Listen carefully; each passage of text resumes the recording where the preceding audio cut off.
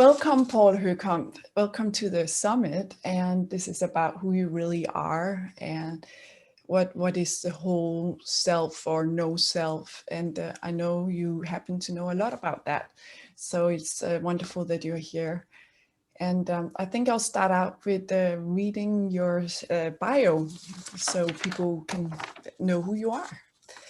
And you spent 12 years as a Buddhist practitioner until 2002.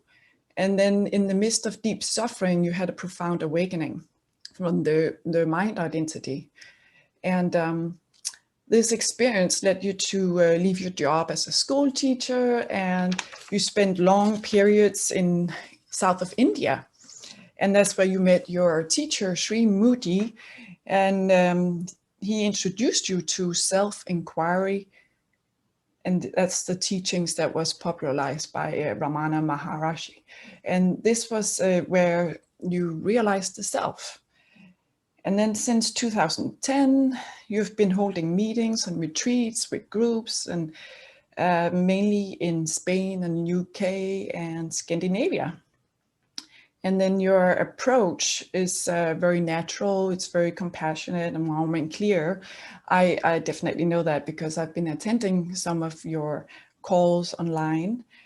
And you always combine that deep embodiment of the presence with the authenticity, and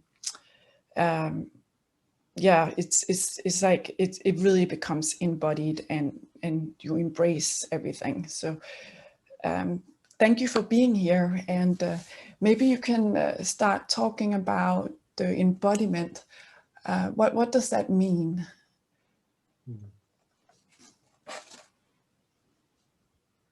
Well, first of all, thanks for inviting me, and nice to do this with you, because you and I go back to the Buddhist days as well. That's where we met. So very nice to include that. Embodiment. Well,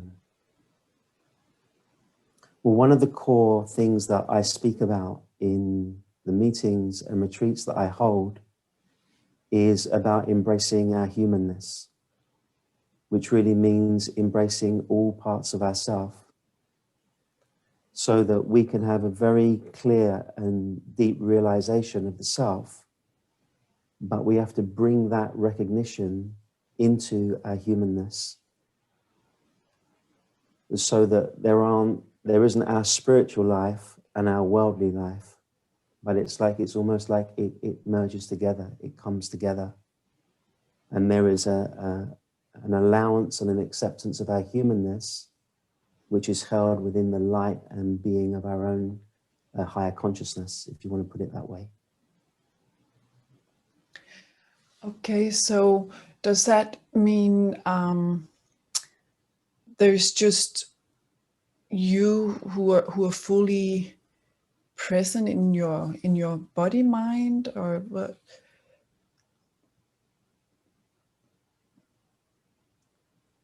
It's like there's the embodiment of yourself, and what like, for example, for me, if I was going to be the embodiment of my true nature, or the presence, what would you tell me? How would you point me to that? Okay. Well, the first thing you have to do is you have to discover something inside you which is unconditioned, and which hasn't been broken, or which hasn't been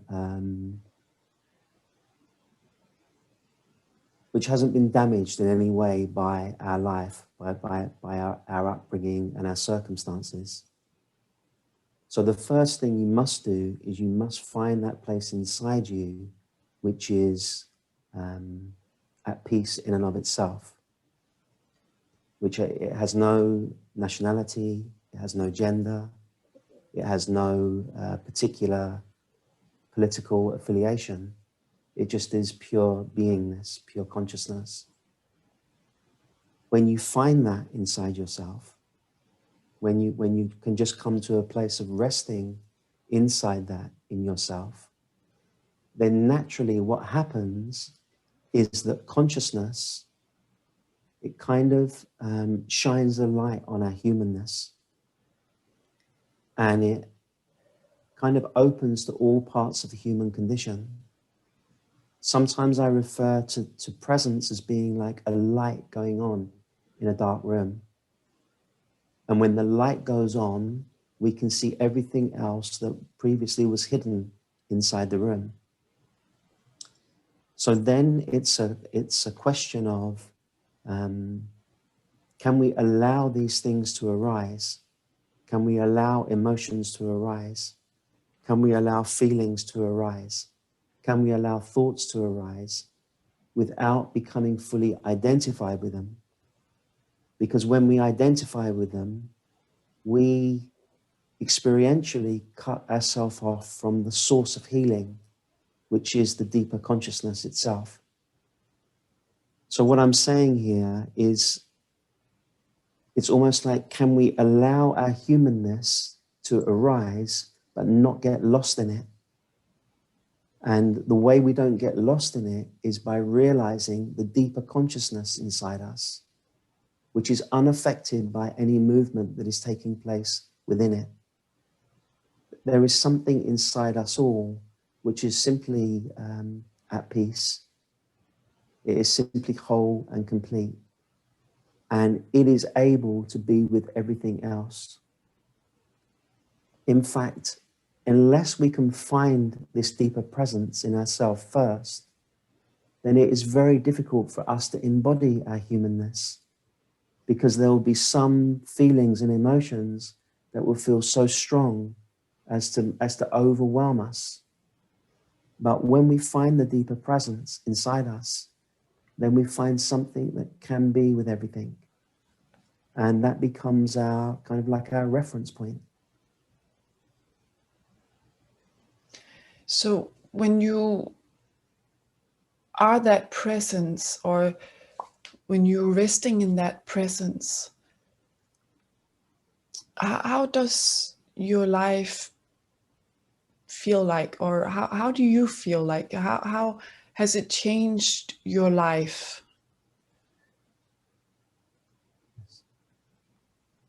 At first, when it first arose inside me, then it was very difficult. It was very difficult at first, because the whole, my whole sense of identity underwent a great shift. And the person who I thought I was no longer kind of there in that way. And something deeper in me was coming through me. So at first it felt like, my job, my relationships, just my whole way of life, on some level felt deeply challenged by that, because I was no longer going into situations with a kind of, with already having thought things through. I was just going into situations just as the beingness. And there was a feeling like that requires some trust and some willingness just to kind of surrender myself to that. But as that kind of deepened and matured in me, and I was lucky, I managed to spend quite a lot of time just kind of resting in being, where I didn't have to sort of engage with the world so much. Then that just became, at a certain point, that just became very natural for me. And in some ways, I almost felt like, I came back into my old life, but just in a fresh way. So I had changed, something had changed inside me rather than outside of me. But it took some getting used to. And, because I was so used to sort of playing certain roles and being a certain person, that when this arose inside me, it was a shift, and it did require some getting used to. Yeah. But because I felt it was so significant, and because I felt like what was arising in me had somehow brought me great peace and great love, I felt like I had to honor this. Like I didn't want to, I couldn't turn away from it. So I was very loyal to it. So you found some peace in that, and when strong emotions arose or challenges in life, you were able to be with those more.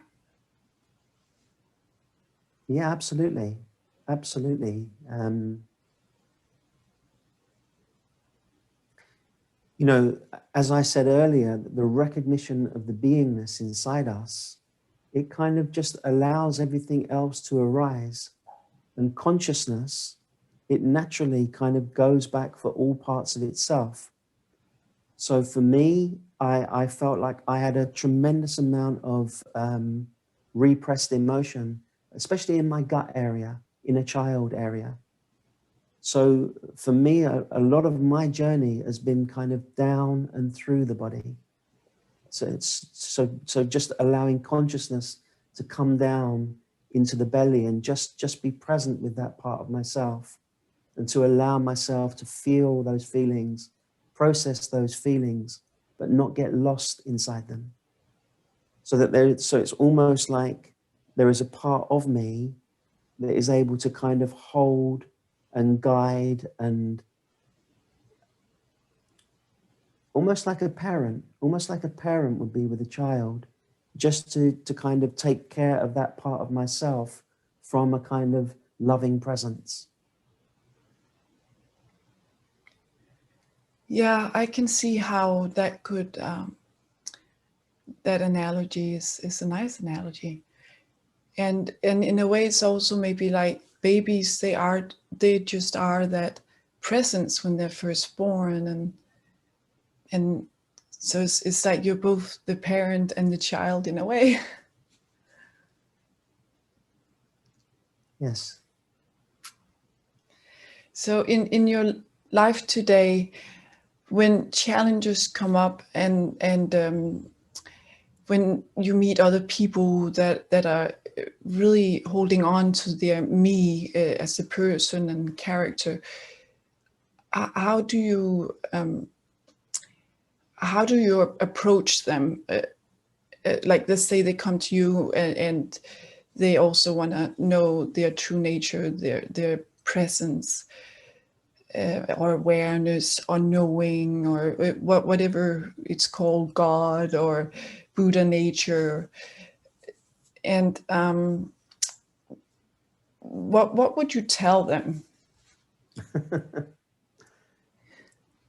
Mm. Well, the first thing that people, well, first of all, as you say, there has to be a calling into that from people. So I wouldn't go around trying to kind of speak to anybody unless they were really interested in that, or they had a deep calling into that. So the first thing for people to know is that the apparent person that they believe they are, that part of themselves, that cannot awaken. There is no such thing as an awake person, as an awake ego. That cannot awaken. So it's almost like we have to awaken our identity from that. And there are two levels inwards. Let me just speak about what I mean by that. So on the surface, let's just call our surface expression, let's just call that ego for the sake of words. Let's just call that the egoic protection, or the egoic identity on the surface. And all of us have had to create some kind of egoic protection in order to sort of survive the circumstances of our lives. So the first thing to know is that we cannot awaken on the level of ego. So to awaken to our true nature, we have to discern the difference, first of all, between what I refer to as the spiritual heart and the ego, or the sense of presence and the kind of mind-made self. We first of all must know the difference between those. And we begin to know the difference when we stop identifying with the surface expression. So that doesn't mean that we're denying anything. It doesn't mean that we're denying sort of thoughts and feelings and emotions. We're not denying them. We're giving full space for them to be there, but we're not joining our sense of self with them. And the moment we're no longer joining our sense of self with them, there is a kind of deeper space inside us, which many teachers have referred to as the I am, the sense I am, just the natural presence I am, or I exist. Now this I amness is like the bridge between the personal I and the pure I. It's like a bridge between the two. So the I amness or presence is like the middle ground. So the first thing we do, we discern the difference between the mind and the being. And once we're established in the being, once we're kind of resting in that space where, you know, we're naturally present, we're conscious, we're awake, but we're not thinking. We're just here as we are. And if thought arises, we can use thought, but we're no longer controlled by thought. We're no longer defining ourselves by thought. And we're kind of resting in the deeper being. Now, for a lot of people, that is enough. That is kind of where spirituality ends for them. They've come to a place of peace in the heart, and that is enough. But there are some others who can see that even this state of resting in the heart, even this state of presence or beingness, it is being seen by a kind of consciousness which sees both heart and mind. And that, it's almost like that is simply here by itself. It doesn't require us to do anything. It has always been here. But we have overlooked that because we have grasped at objects. We have grasped at things. We have grasped at sensations. But at our core, that is not a thing. It is the formless subject. It is not another object. The seer, the pure seer, that which is seeing everything else, that simply is as it is. But it cannot be found or grasped as an object. It is the formless subject. And it's almost like the recognition of that it's an intuitive recognition. It's not one thing knowing another thing. It's the self awakening to itself. When you realize your true position to be that, then both presence and the mind, they're kind of seen as appearances in front of the pure consciousness self. That is awakening. And you see that actually awakening is just about a twist in consciousness. It is just about changing where we've been identified within ourselves. It's about shifting our identity first from mind to presence, and then from presence to self. There is a pathway that way, you could say, to make it easier, maybe, because we are all so into all the objects and into the body mind, and we really think we are this and we are separate in a world. So maybe by kind of, okay, like stepping back and wait, I am the one who's aware of all that happening. Maybe I don't have to grasp onto all this all the time. And you kind of detach a little bit from all this you grasp onto as you and my world. And then so I can see how that can loosen up your grip onto yourself. And then you just, with time, or not even with time, it can be now, right? Because it is just now anyway. But it's like because you're also the world and yourself at the same time. You're just all of it. You're not in this separate body, but you're all of life. There's no person there. It's just something happening, right? It's like life is happening and you're life. That's another way. That's another way of putting it. That's another way you could put it. Yeah. Yes. Yeah, and it's because it's so easy to always fall into the character in the story. It's so because of the habits. And so I can see how, yeah, okay, step back. You are not the character in the story. That is completely an illusion. It's just something you add to yourself.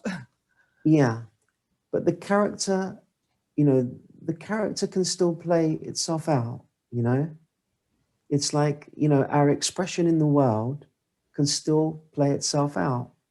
We're not denying that expression in the world. It almost gives you a freedom to just be yourself. But to not, to know that character that is kind of playing itself out in the world is being sourced by a deeper place. And we no longer believe that we're only that character. You see? Because as consciousness kind of refines itself inside us, it will use our good qualities. It will use the good parts of us. It will use them in a way that kind of enhances us in many ways. All that we're losing is the sense of grasping at that reality. It's almost like what we were grasping at, it's almost like that just loosens. And then there's just the freedom.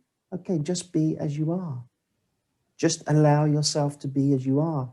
If you feel, there are many things that that I used to do before awakening that I still do now. I still love to play a lot of golf, for example. Now the character loves to play a lot of golf, so we enjoy that. We go play a lot of golf.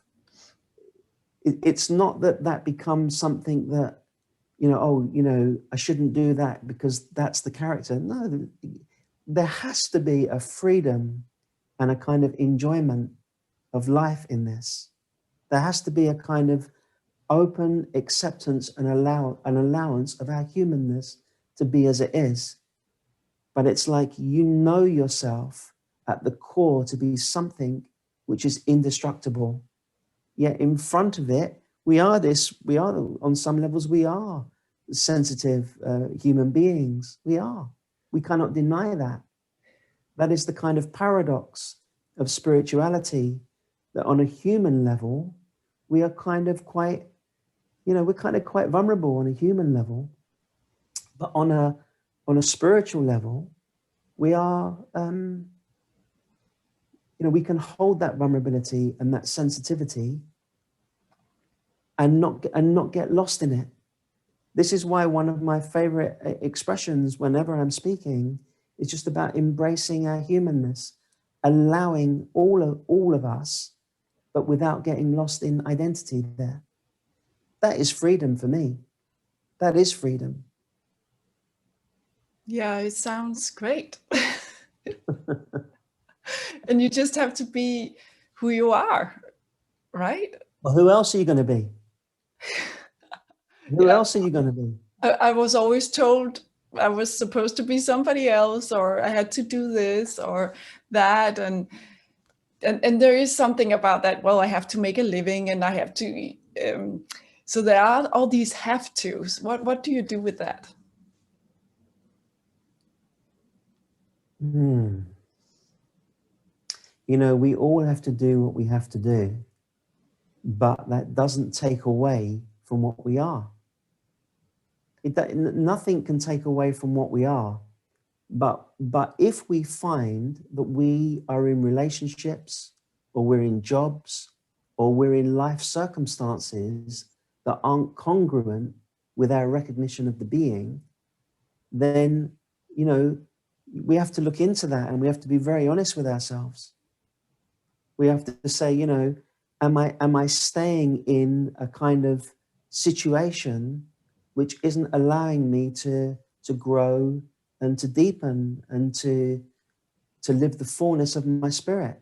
Am I still staying in something out of fear or out of habit? So what I'm saying here is that the recognition of the self, or the recognition of the deeper being, it may be extremely challenging to the person who has got certain ideas about how their life should be, because the spirit may have different ideas for your life than what ego has for your life. You see? So all the time, it's an ongoing honoring of the spirit, but as much as you're able to, so that you don't kind of re-traumatize yourself or put yourself in really difficult situations. You know, I used to spend a lot of time in India, and I would meet a lot of people there who had kind of given everything up.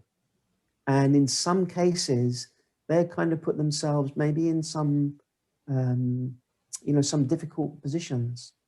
So for me, this is about honoring our calling as much as we are able to, without kind of re-traumatizing ourselves. Yeah. And it also seems like if it's just who we are, and this is life, and this is how we are in life, then it does seem like everything is just one, right? Like there is nothing I really have to do. Like I'm enough in myself, just being myself, and then it's almost like life will guide me to what I do in life. It almost spontaneously, naturally happens if you can just kind of rest in your presence. Yeah. I mean, in my own case, you know, I was school teacher for a long time, and I loved being a school teacher, and I really loved that. Loved the schools I worked in, loved the kids, really enjoyed that. But there came a time in my own spiritual evolution where I found that something was pulling me out of that, and something was kind of like inviting me to let go of that structure, and just to just come into the unknown. Now, I was quite lucky because, you know, I didn't have you know, family to look after and stuff like that. So I was able to take that step and to just spend a period of time where I was just kind of resting in the beingness. Often just used to go and sit on a park bench a lot, and just kind of deepen into the heart, deepen into presence. And out of that, you know, I never thought I was going to end up becoming a spiritual teacher. I didn't think about that at all.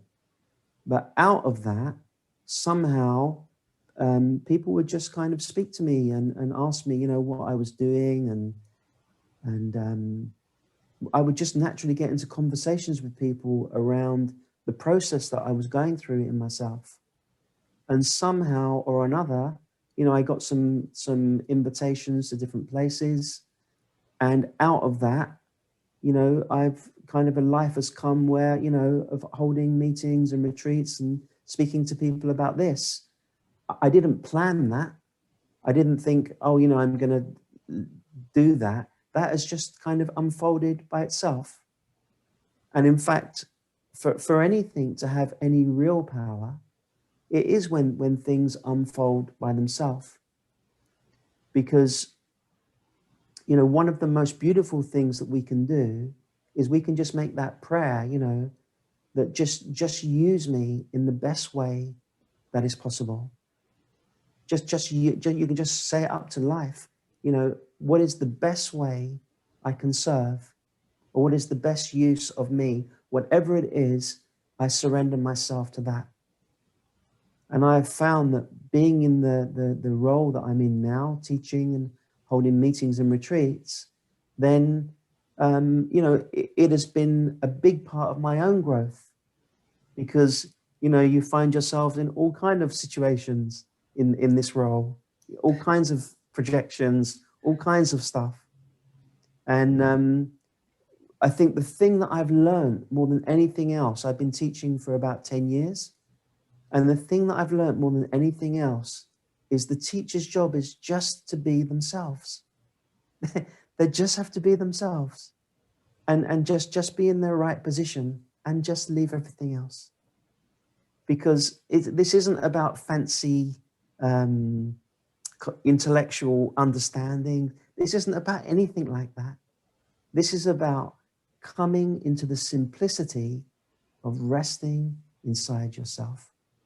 You know, ultimately, you know, are we at peace? Are we at peace? And if we're not at peace, can we look into that and bring that into consciousness, so that our spirituality isn't an escape from our humanness, but it's an embracing of it? This is why I said earlier, allow everything, identify with nothing.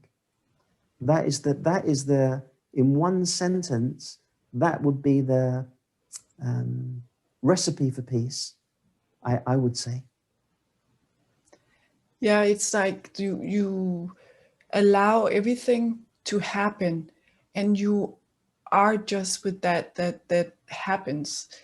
And that way there is a lot of freedom in that, because you're not like resisting all the time and having that contracting feeling of, no, I don't want this, I don't like that, I don't. It's kind of just letting, yeah, allowing everything to just kind of come and go. That's very beautiful. That Yeah. openness,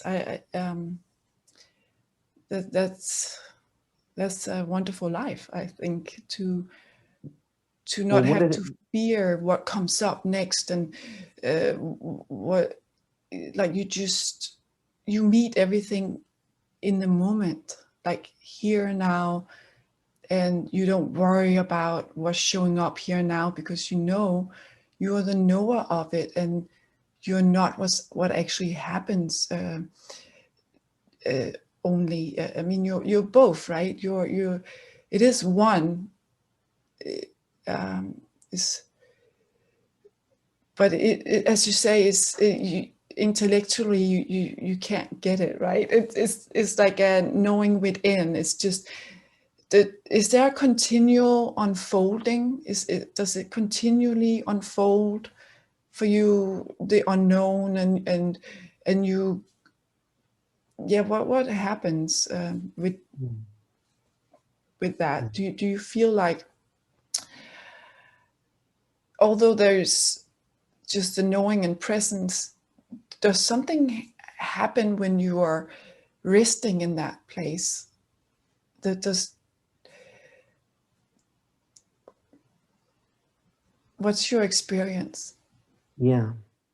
Let me try to answer what you said before that, because I thought that was a really good point now. You said, is there still an unfolding? Is there an unfolding? And the truth is that there is a continual unfolding. There is a continual deepening. There is a continual maturing. there is a continual letting go of control and dropping just kind of deeper into trust and into surrender. But that deepening movement, which is really a deepening movement into the spiritual heart, that is taking place in front of something which doesn't deepen, it doesn't mature, it doesn't change. So something is changing, something is refining itself in front of something which is already awake. Now, it sounds like I'm speaking about two different things here, but really I'm speaking about a more refined, I'm speaking about one thing more refined, more refined. It's not easy to speak about in language, but experientially, we begin to just see that, yeah, that is happening. That is happening in my life. That there is a kind of deepening and unfolding in front of something which just is. I'm both simultaneously that which is unfolding and deepening, and I'm also the witness of that. That is why I refer to love and wisdom. Love is the unfolding, wisdom is the recognition of what is, and the union of love and wisdom is truth. We need both of these wings, because without both of these wings, if it's just the unfolding, then we will feel like, you know, or am I unfolding quick enough? Or am I there yet? Or, you know, today I didn't unfold quickly, or whatever it might be. That wasn't really right, but you get what I'm speaking about. Yeah. So that's the path of love. Wisdom, if wisdom doesn't have love, it can feel a bit dry and a bit aloof and a bit detached and a bit kind of separate from our humanness. So we need love and wisdom. Love and wisdom, then bird flies beautifully. It's a nice marriage, love and wisdom. Isn't it just? And if you have, let's say you're a person who has had a lot of trauma in life, or a lot of, but if you're open in the here and now to let those energies play out in you, although they may not feel very good, but is that maybe the best way to deal with all the energies in our body that are related to a lot of big emotions that really can feel like they are so real, and this is me? Will the openness, the allowance of just letting those emotions be there, will that kind of make them maybe dissipate or evaporate? You know, I'm somebody who has worked through a lot of trauma in myself. So I feel like I can speak on some level about this subject, although I'm not a trauma expert. And I don't think that there's one size fits all. So there isn't one formula that is going to work. But ultimately, the more you're resting in your true place, then the more consciousness or stillness, we could say, or love is going to go back and retrieve those parts that we had to kind of cut off from. So it's not something that we have to do, but it's something that as we align with consciousness, then that naturally will go back after all parts of itself. Now, there may be some parts of ourselves which feel deeply wounded and which feel deeply traumatized.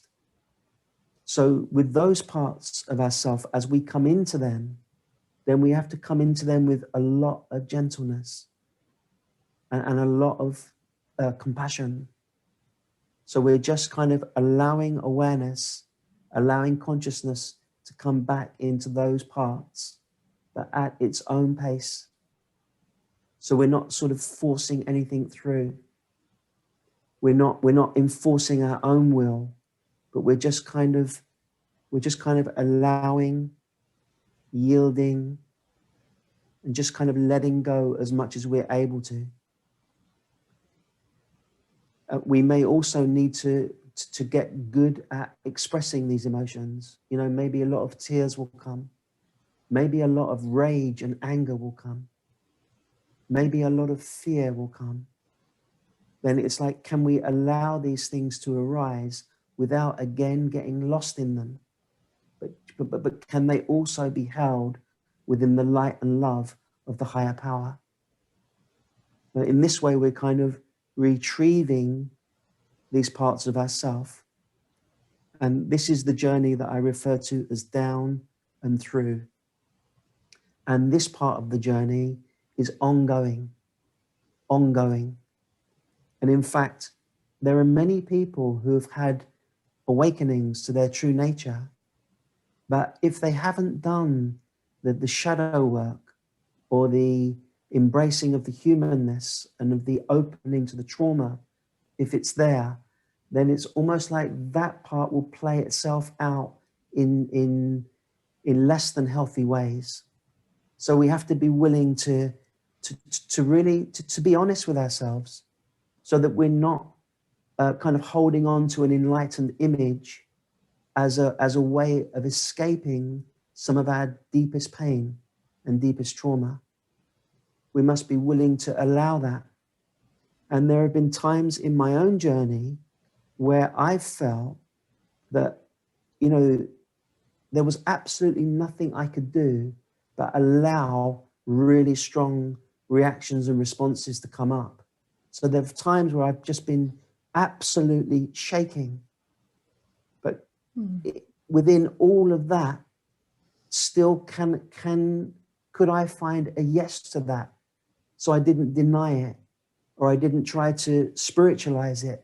Could I just find a yes to that?